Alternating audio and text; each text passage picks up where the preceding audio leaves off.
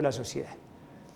Ese cuento, discúlpenme si suena muy despectivo, de que la ciencia por la ciencia, de que la universidad se debe a sí misma, de que el compromiso de la universidad es la ciencia, es la producción de conocimiento. Si eso es a expensas de las realidades sociales, es un proyecto de universidad en riesgo. La universidad es sociedad, lo saben muy bien, y la universidad nuestra debería ser reflejo de la sociedad, pero no puede ser el reflejo de una sociedad que está fracturada, que está fragmentada. Debería ser el reflejo de un proyecto de sociedad que permita humanizar, que permita realmente hacerle contraste a este caballo desbocado que se volvió nuestra sociedad. Entonces, 4 cuestiones quiero proponer como telón de fondo para entender las relaciones entre universidad, sociedad, lectura, escritura, palabra. Y luego preguntarnos qué responsabilidades tiene entonces la universidad en esa esfera social de la palabra. La primera son los procesos de globalización, sin duda alguna. Sobre la globalización no valdría la pena, porque me parece innecesario ahondar.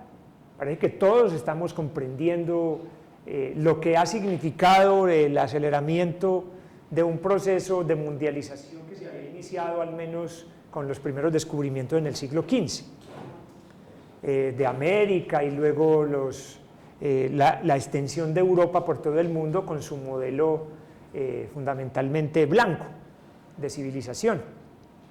Entonces, la globalización determina la posibilidad de la inmediatez, de la rapidación de la vida, pero también de la sensación de vértigo que produce un mundo alocado, un mundo que no duerme, un mundo hiperconectado.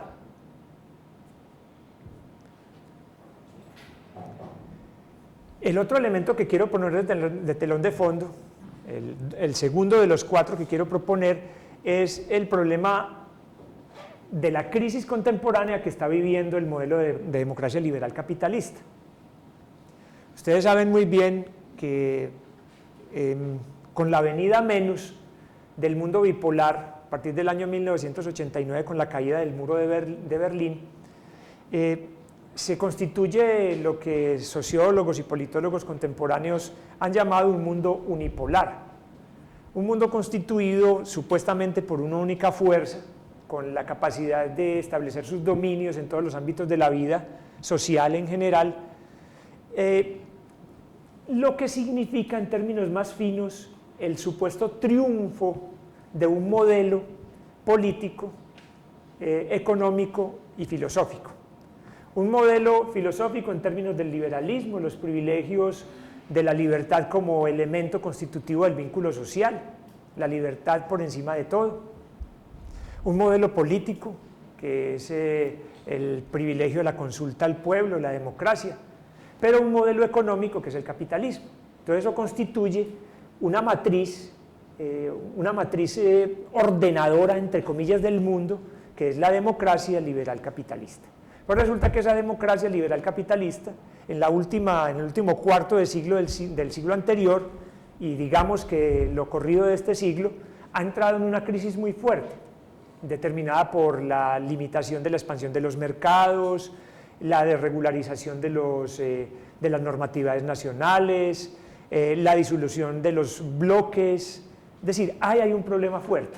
Entonces, lo que se está tratando es de ir hacia las periferias, a las periferias del mundo, para lograr la rentabilización de todos los aspectos de la vida social. Todo lo que yo en este momento estoy proponiendo luego lo vamos a capitalizar cuando miremos el problema de dónde queda el lenguaje como totalidad humana ahí.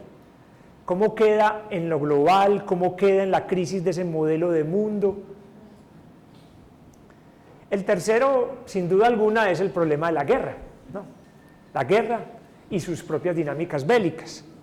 La guerra se volvió un elemento catalizador de los órdenes sociales, políticos, que se necesitan instalar en el mundo para poder mantenerlo como hay que mantenerlo, desde los centros de poder o desde los centros hegemónicos.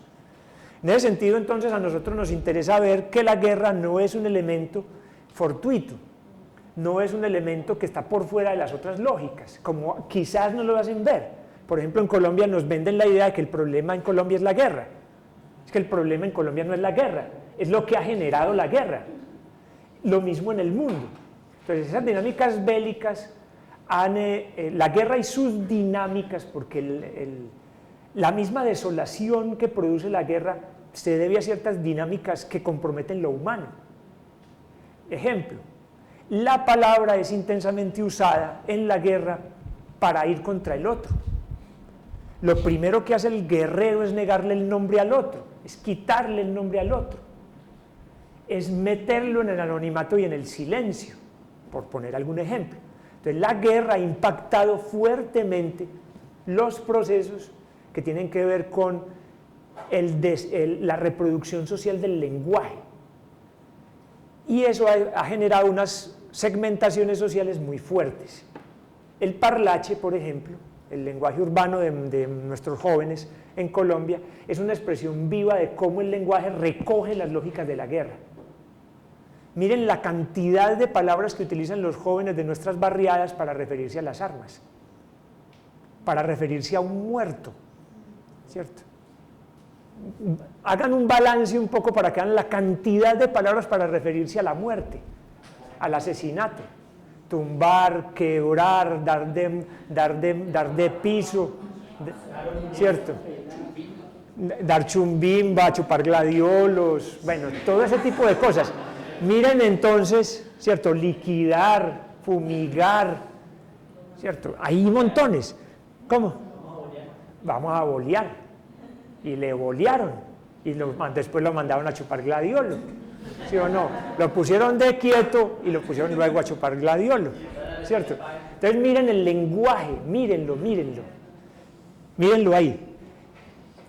Y la cuarta es otro problema del orden político que a mí me parece que es importante reiterar, y es el problema de cómo entonces la representación política también está en el trasfondo de los problemas de la palabra. ¿Quién me representa? El que ha cooptado, el que ha capturado la voz, ¿cierto? El que se adueñó, incluso el que compró la voz para poder hablar en los foros públicos, para poder hablar en las instancias de representación. El otro es el negado, el otro es el que no tiene voz, el otro es al que se le quitó la voz. Entonces el problema de la representación política es esto. Ustedes ven que esto tiene ciertos acentos. Cuando Hugo me presentaba ahora, hace un rato, decía que yo había tenido interés fuerte en los procesos de formación de lectores. De hecho, ha sido un interés marcado. Pero mi interés en los procesos de formación de lectores ha estado más desde los problemas del orden político y desde el orden cultural.